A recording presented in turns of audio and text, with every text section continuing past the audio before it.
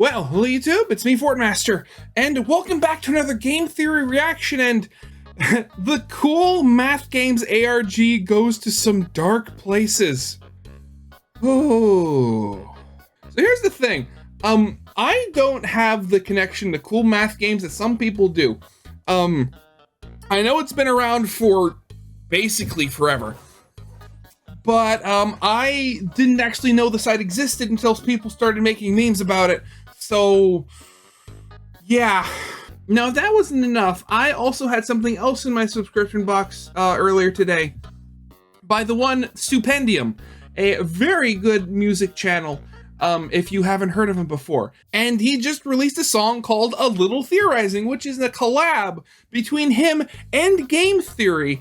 And I just listened to it. Absolutely fantastic song. I love most of his songs that he puts out. But the thing that caught my attention was the fact that he thanks people who came to this from the newest game theory.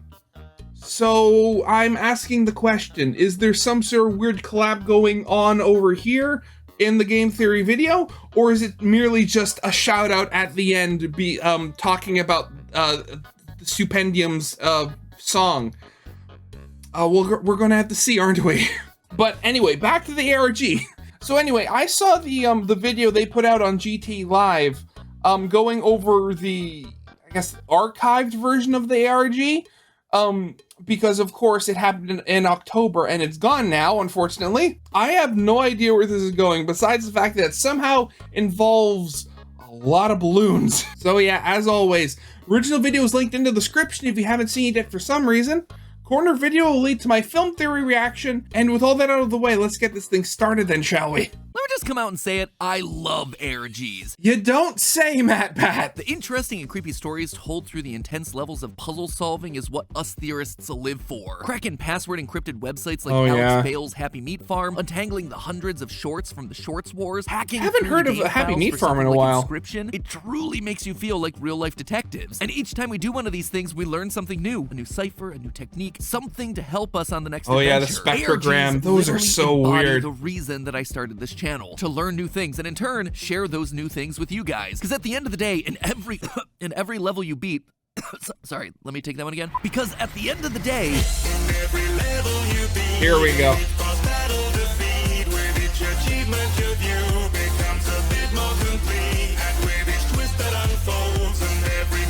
Yeah, I love this song. It's very nice.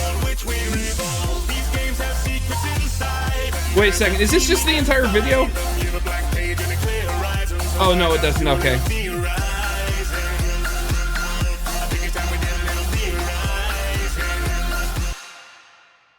Aw.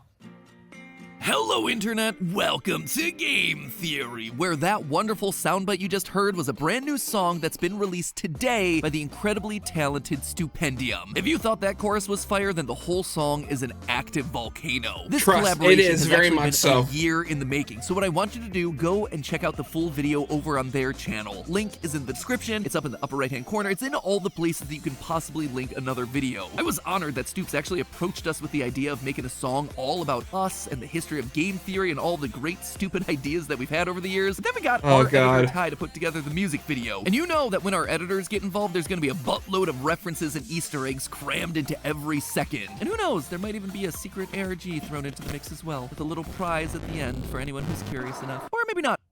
Who knows? Anyway, that full song Oh no. is available on Stupendium's channel. I would love it if you gave them some support. They're an amazing and underappreciated music channel. If you're into nerdcore music, you're gonna love what you find over there. Go to that video and tell them what your favorite thing to theorize about is in the comments. Speaking of secrets hidden in unusual places, today we're gonna be talking about another ARG mystery full of corporate espionage and deception, but this one actually came from somewhere no one would have predicted. Typically, ARGs show up as something completely new, like a new YouTube channel or a random website, but this one came from a website that's something been around old for decades. A website so completely unassuming that never in my wildest dreams would I have ever imagined an ARG spawning from it, which makes it the optimum place for an ARG. This one comes from the educational flash game website Cool Math Games. Yeah. Oh, I don't think they're Flash anymore. I mean, of course, Flash is dead, so they have to move on to something else. Seriously. Now, for those of you who haven't been exposed to this masterpiece of educational nostalgia, coolmathgames.com is a website that hosts thousands of Flash and HTML games that started all the way back in 1997. This site was Really? It's only 2 years younger than me. Okay, wow. designed to be an alternative to all the other Flash-based websites at the time, like Addicting Games, Armor Games, and of course, the ever-popular Newgrounds. While all these other websites had a ton of games, they also tended to be heavy on violence and gore and mature themes, which wasn't a problem in and of itself, but maybe not what you want your teacher to find you playing in the middle of class. This is where Cool Math Games came in. They still offered entertaining games, but they removed all the violence and mature stuff and instead made the games that were so fun that, quote, you forget that you're getting a mental workout. At least, according to them. You could learn spatial awareness in Run 3, cooperative puzzle solving in Fireboy and Water Girl, multitasking with every Papa Pizzeria spin-off in existence. Clearly, some of these games are more mathy than others, and according to one of our writers and a former teacher, Mike, the reason for the name was just there to avoid school firewall blockers. Sadly, this turned out to be nothing more than a schoolyard rumor. Sorry, Mike. But while Cool Math Games was happy to debunk that conspiracy theory, clearly the idea stayed with them, because in honor of Spoopy Month, Cool Math Games decided to reawaken those theory fires, launching a new type of game on their site, an alternate reality game. But before I even had the chance to dive into it, it was already gone. All social media posts, blogs, every shred of evidence of this game's existence completely wiped clean. So I booted up the Wayback Machine to find every detail that I could about this ARG, and when I did, I realized that something was clearly going wrong at CMG HQ, something that they're not telling us. We've got ourselves a rogue employee trying to blow the whistle on a company-wide conspiracy, a game that was never meant to see the light of day, and the life of a child quite literally hanging in the balance. Grab your calculators and ciphers, theorists. It's time for us to solve the cool math lore of Cool Math Games. The ARG kicked off on the official Cool Math Games Instagram back in October. Normally, this is just a haven for the dankest of memes, but on this particular day, oh god, not FNAF. We're introduced to Maddie, the company's social media manager, as she discovers a strange folder that contains development documents for a new prototype game. It has a character collecting balloons by solving puzzles and a monster waiting for you to fail, which, if you're a Cool Math veteran, you might recognize as sounding very similar to their version of Hangman. Well, they certainly wanted to help kids with spelling, they needed to get around the more traditionally violent premise of Hangman. Balloons. Instead of hanging from a noose, a little boy would instead hang on balloons. If he failed to guess the correct letters, one by one the balloons would pop, and he'd eventually fall into the mouth of this monster called the Beast. Not entirely sure that gets around the whole violence thing, but as they put it, quote, it had some whimsical charm to it, so I guess it's fine. Whimsical child murder. We're very familiar with that on this channel. Yes, also, very much boy, so. The developers actually do give him a name. It's Balloon Boy, because everything I touch crumbles to dust and becomes FNAF. Anyway. Oh god, it always comes back to FNAF, doesn't it? Oh, poor Matt Pat.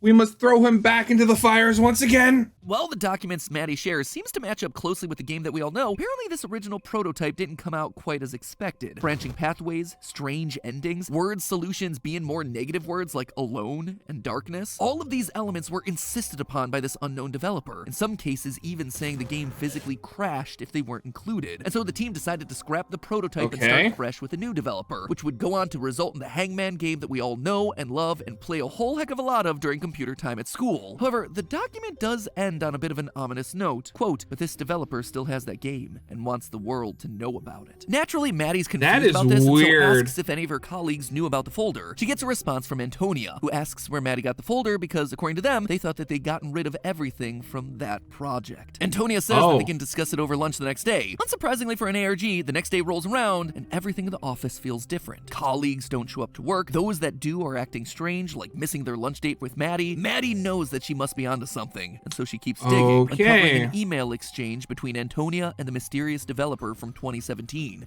I swear, you have to think sometimes, and I'm talking about the in-world life of the characters in the ARG, but you'd almost think that it would be easier just to act like everything was normal and just feed her some bogus story about, hey, the developer of this game was a real creep, so we don't want anything connected with it at all, just in case there's something happens with them and there's splashback on us or something. I could totally see that. You tell somebody about it, oh, I thought we scrapped everything from that. Why? Oh, because, the developer is a creep and we don't want to be associated with them. Oh, well, okay, then sorry. And then you get rid of it. That would granted, of course, that would get rid of the entire like story of the ARG, but in world, doing something like that would, you know, kind of circumvent the whole issue of like an employee secretly getting this information into the public. After days of back and forth messages, the developer gave Antonia a build of the game, but joked that the game had a mind of its own, ending the exchange with a simple good luck. Clearly, there's more to this prototype than just some dark imagery. But the developer put his child's soul into the game. I'm calling it here. What's strange is in the initial report, the developer seems to be warning coolmathgames about the game and its demands. But now he's offering it up freely with some ominous warning? What's he seen? What's changed here? Needless to say, at this point, all of us here, we were hooked. And this is where we move from Instagram storytelling into full-blown ARG territory. Wonderful. Maddie showed us that hidden in the source code of the actual website, there were these cryptic messages. Let me out. I can't see. Help me. Can you see me? Immediately, this is giving me some welcome home vibes. Someone trapped inside the website, unable to see us, asking if we can see them and wanting us to free them. The question is this a force of good or something far more menacing? We start to get an idea the next day because now there's a massive hole on the main homepage for everyone to see. Of course, this hole is clickable, and it brings you to this page, which has not one, but 3 encrypted messages that we need to unpack. Wait, really? Boy, Christmas really did come early this year. The first thing that caught our eye was the page's URL. Rather than it being just glitchy text or an ominous message, it was a random string of 2-digit numbers: 24, 32, 31, 34, 43,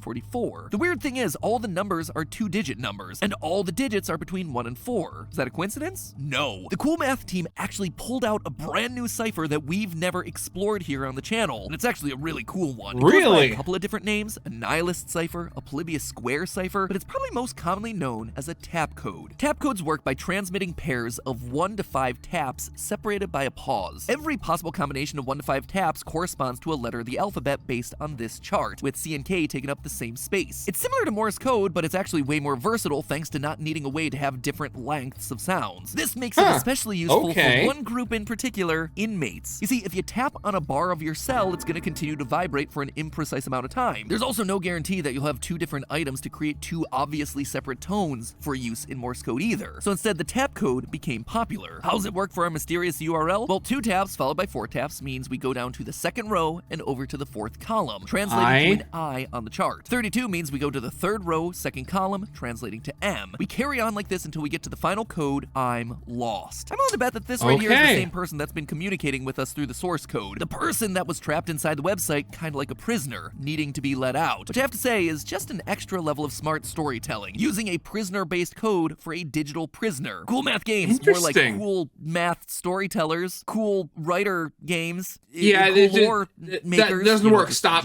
it, Matt. Stop it. The tab title for this page is also a code, a Morse code, which also translates to I'm lost. But the final puzzle on this page does give us something different. It's a massive wall of 1s and 0s, obviously binary code, which says the following. Hello, can you hear me? I'm looking for someone. I hear strange noises. Please help me. Finally, we have ourselves a bit more to play with than just the same 2 words. Based on them saying that they're looking for someone, we know that there's more than one person involved in this mystery. Is it perhaps linked to Maddie's missing colleagues? Is this a classic story of people getting sucked into a game for disobeying the AI that lies within? If that's the case, we should probably make sure that we're not getting on anyone's bad side. Hold on, it looks like they're sending us another tap code. SUBSC. Oh, subscribe. Okay. I thought this was serious for a second there. Subscribe. YouTube even made the button glow when I said that, which means that it has to be important. You'd better go ahead and click it so you don't suffer the same fate as Maddie's colleagues. See, you even get an explosion when you hit the subscribe button. We have to be on the right track. Let's keep going. So we have multiple someones trapped inside the website, but that's kind of where the puzzles end. We're kind of at a bit of a loss on what to do about it. Thankfully, Maddie comes in to save the day. She finds and uploads the mysterious prototype that we've heard so much about directly onto the Cool Math Games website. This took up like 90% of their time in the section of the video that I saw that they put out so far. I'm gonna guess there's at least 1 or maybe 2 more streams or videos that they're gonna be putting out on this, because I want to see the raw thought process going on. The anonymous developer of the prototype also comes out of the woodwork to email Maddie, giving her this warning. I saw you've been trying to track down my game. Don't. You'll thank me later. Which is precisely the kind of thing we theorists thrive on. Tell us not to look into a mystery, and we most certainly will. The game... And then proceed to be eaten by a giant monster that was locked behind the big door. Starts off by dropping us into the middle of a black and white forest, with arrows on the screen to help guide the character through, both features that were mentioned in the initial reports of this prototype. Our protagonist has gotten separated from his friends and he has to search the forest in order to catch back up with them. This right here, this is who's been calling out to us. I'm lost, I'm looking for someone, please help me. It's our main character. They're looking for their friends out in the forest, getting lost and needing us to help guide them to safety. But that's not the only thing that we're presented with on this first screen. In the bottom left, we have a counter that says, found 0. So obviously we're gonna need to start collecting something. Yeah, I gotta find all the glitched has glitchy stuff. Text, which I suspected was important because all glitches tend to be important. Then I realized they could actually be decoded. You see, those special characters, each of them line up with a number key on your keyboard, providing that you're using the American keyboard. Creative director Tom, he was getting very confused at this point of the script. By taking your American Freedom keyboards, you can now replace all of those special characters with their respective numbers, and then translate that into another tap code. Oh, geez, they're using that a lot. But how do you do that? The few times that they've used those like weird corrupted letters in their videos, each one of those takes up like a slot in like the, 150 character limit of a video title. So every time that's happened, I've had to backspace until you just get the bare words for me to actually fit in everything else in the title. Which translates to yet another found counter. You have 3 options to progress further into the forest. You can go left, right, or forward. If you just keep going straight, then the last screen is a jump scare by the beast. The screen fades to black and you're brought back to the beginning of the game. Our lead character recites the same monologue and off we go again. Just your typical game respawn stuff. The objective of the game is to go left and or is it right on each screen to solve hangman-like puzzles along the way. Get one wrong, boom, jump scare, fade to black, restart. Solving each puzzle correctly, though, rewards you with a shiny red balloon and the found counter in the bottom left ticking up. But balloons aren't the only thing that you find on this journey. We also uncover a pile of glitchy popped balloons and a white hat. Our character notes that he doesn't remember any of his friends wearing a hat like this. In fact, he says it looks identical to his own. Suddenly, the character is this version of Balloon Boy. Okay. Pieces start to click into place. If you take a look back at the real Hangman game, we can see that this hat is exactly the same as the one Balloon Boy wears. So clearly we are playing as prototype Balloon Boy. And worse yet, the hat and popped balloons tells us that this game loop that we've been in, it isn't the game resetting, it's a new version of Balloon Boy each time. When he's devoured by the beast, he's actually being devoured, leaving behind only his hat and his balloons, just for another Balloon Boy to start entering the journey. Every time we fail at this game, we are sending another Balloon Boy to his grave. Let's just make sure that that doesn't happen again, shall we? You gotta love digital genocide. Collecting all 6 of the red balloons and making your way to the end of the forest, you're rewarded with one final cutscene. In it, Balloon Boy gets lifted into the air by his balloons, and he says, I tried to search for them. I was afraid of a monster following me, yet there was something I never found. It's not just myself here. There's another who hasn't found an escape. Perhaps I need to trek back into the darkness. At the end of the monologue, the next button is replaced by glitchy text that says, find me? What's interesting is that the words highlighted in yellow are the answers to the Hangman questions, which you'll recall are answers that were forced in by the game itself, not by the developer. Without these answers, the game would crash, so they're trying to tell us something. But before you can even begin deciphering that message, you get transported back to the beginning of the game again. Another Balloon Boy dead, another bad ending. So we need to instead aim for the darkness. And to do that, we need to do what theorists do best, click on all them glitches. After solving a puzzle and being offered a red balloon, a weird glitchy insect appears hidden on the screen somewhere. If you manage to click it, really you're hidden. to another Hangman puzzle, a more difficult one. Guess letter. I swear, again, like this is already getting pretty dark. Either people or entities trapped in like video games and they're like being murdered and brought back to life or stuff like that. And to think that this was all on coolmathgames.com. That is just so weird. If you give the correct answers this time of sight, descend, other, appear, become, and together, you get these glitchy black balloons, and that glitchy found counter ticks up. After collecting all 12 balloons, 6 red and 6 black, heading to the end of the game grants us a final choice of the light path or the dark path. We were told that we needed to trek back into the darkness, so I guess the option is clear. This leads us directly to the beast himself. Just like Balloon Boy, he uses the words from the Hangman puzzles in his ending monologue. The strange forest is something something I once called my home. Yet when I descend further, I see things are not as they seem. This forest is like no other. We cannot stay. There is no other solution. Do not fear me. I want to become your friend. Perhaps we can escape together. The beast then gets carried into the air on the glitchy black balloons before you two join him via your red balloons. There is no fear. Join me, he says. The screen then fades to black one more time, but we don't go back to the beginning because finally we've escaped. Huzzah! Hooray! Woo! That should be a good thing, right? We did what we set out to do. We freed the little boy along with his little beast friend. No more death loops, no more glitchy text, no more dead kids. Except, we all know the truth. That's never how these stories go. No, it's Here's not, what's is really it? going on. Looking again at that final monologue, it became clear to me that it wasn't Balloon Boy that was crying out to us. It was the beast. Balloon Boy doesn't seem to have any idea what's going on, but the beast, I suspect that when he says that he descended further and realized that the world isn't what it seems, that was him figuring out that this realized isn't he's a in real a world, game, but a of video course. game world. And so he feels lost, unable to go anywhere. The phrase, "I'm looking for someone," wasn't him looking for Balloon Boy, he was looking for us, the player. By trying to speak to us, he got our attention and forced us to look into this mystery further. He was looking for someone smart enough to solve his codes and answer the questions that would lead us straight to him and his ultimate goal of escape. Now, that might not seem like a bad thing on the surface. The beast was kinda nice, and I think we'd all get bored living in a loop like that forever and ever. Yeah, how nice though. Because, I mean, his whole shtick is he's, following around Balloon Boy to eat him once all of his balloons pop. So, what does that, so is that like an ingrained personality trait? Or was it just, happening because he was in the game and he'll be different when he gets out? Oh. But when you pull back and remember the context of this ARG, it reveals a darker twist to the whole thing. The question that's bugged me the whole time is why were the Cool Math Games team so afraid of this prototype? The original dev said the game had a mind of its own, which from what we've seen would most likely be referring to the beast, the one forcing messages into the game and speaking to us outside it. Naturally, a video game with a mind of its own, it's creepy enough, but it felt Hey, like there Monica, was something how you more doing? here, especially when you then had the dev actively trying to spread the word about the game. The detail that stood out to me the most was the monster's name, the Beast, especially because it wasn't just a normal name, but more of a title, The Beast. Felt odd, felt like you could have just named it a monster and called it a day, but no, the dev chose a title that's associated with one character from across pop culture and religion, Satan. The book of Revelation from the Christian Bible talks of Oh no, I thought he was gonna do like Beauty and the Beast or something, but no. We're pulling in Catholicism here. Okay. So wait, are you saying that somehow this game developer imprisoned the devil in a flash game meant for coolmathgames.com?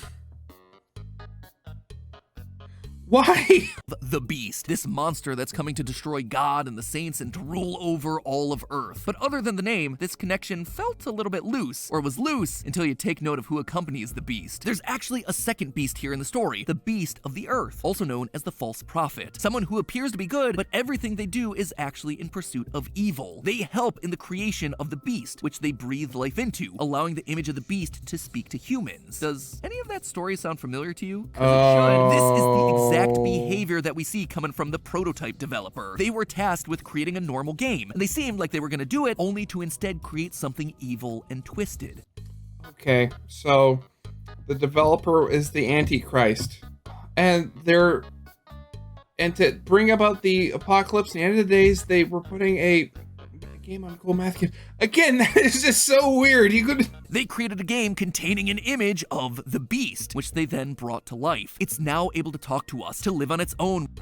You know, that was a lot less threatening than I thought he would be. With its own free will. When people start looking into it, he tells them to not track down the game, appearing to be on the side of good, but in reality, we know according to Maddie's logs that his plan is to make sure, quote, the world knows about it. It's reverse psychology. It's tricking Maddie, a true theorist, into looking deeper. Exactly like what the false prophet does in Revelation, using lies and deception to spread the word of the Beast, getting people to join his cause, which also might explain the Beast repeating the phrase, join me. The false prophet in the Bible also marks people with the mark of the Beast, which in pop culture is regularly depicted as 666. And what number follows us everywhere in this prototype game? The number 6. 6 balloons, 6 questions, 6 glitches, and once we've gathered all the 6s, the Beast is able to rise up out of the game, free from its prison, able to wreak havoc on the world. That is why all the employees of Cool Math Games are afraid of this prototype, trying to destroy all trace of it. They know the evil it can cause, either indoctrinating people into the false prophet's cult, or worse, letting the Beast free ready to destroy everyone and everything that gets in its way. So there you have it, the lore behind the Cool Math Games ARG, a story of demonic entities living inside a simulated reality and using false prophets and unsuspecting players to break free of its digital prison. A company that realized its mistake and tried to bury it, only for one employee to try and release it out into the world, potentially sealing everyone's fate. Fortunately for us, we actually got a note from Balloon Boy at the end of all this that told us, quote, "I thought maybe Beast and I could escape through floating away, but it seems we're still stuck." So, it looks like we're safe wonderful. now. However, we all know from the real-life Maddie and Antonia that they want to do more projects like this in the future, so the Beast may just try his luck again to bring about the end times. And when that happens, it'll be up to us theorists to be cool, learn some math, and play some games. But hey, that's just a theory. A game theory. Thanks for watching. Okay, so I once again reiterate that this whole thing about potentially releasing the devil upon the world could have been stopped by simply just acting completely normal and saying that the developer of the game was a creep and they didn't want to be associated with him at all. You know, they say that common sense isn't that common anymore, and there are sometimes I believe it. Oh, geez. So yeah, again, an ARG involving the devil and stuff like that on Cool Math Games of all things. That is just so weird. But so yeah, I'm gonna have to call that here for now. So of course, as always, original video is linked in the description if you haven't seen it yet for some reason. Corner video will lead to my film theory reaction, and I hope you guys liked. If you did, leave a like, subscribe if you have not, and I'll see you guys next time. Goodbye.